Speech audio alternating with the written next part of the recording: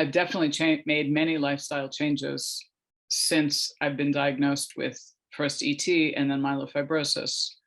The biggest change came when I needed to give up full-time work and began to work on a very part-time basis.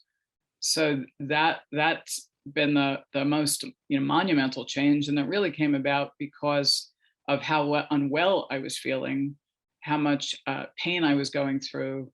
At the time, I also had a mini stroke and became more involved in, I was hospitalized, then I needed more treatment, then I was seeing more specialists for a short period of time. And my husband and I recognized that to maintain my well-being, I needed to step off of the 50-hour-a-week plus travel job that I was doing. So that was a really big change, and that continues to influence my life.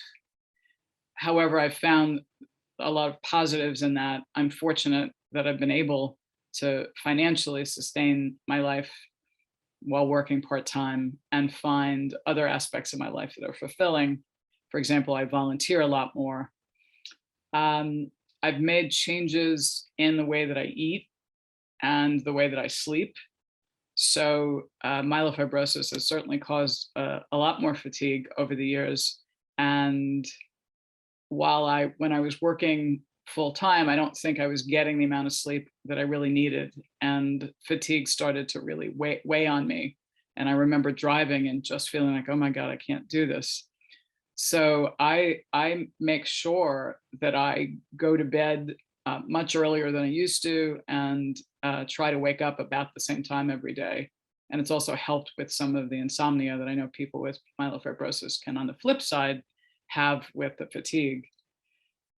I've been hospitalized a few times for colitis, and there are all sorts of potentials for bleeding with myelofibrosis. And we're not sure that that was related, but I learned that I needed to change the way I was eating. And I can't say that I did it immediately.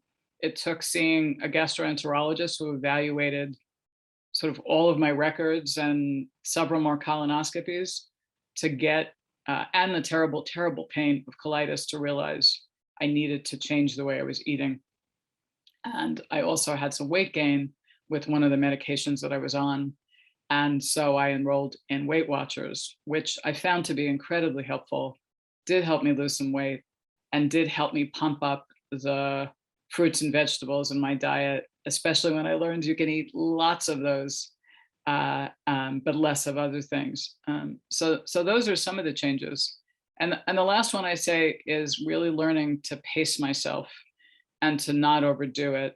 And that's a longer learning process, I think, and figuring out that you don't have the same kind of energy that you had pre-illness, where you can kind of push your day, you can do one more thing, walk to one more place, add one more task to your to-dos when you're out.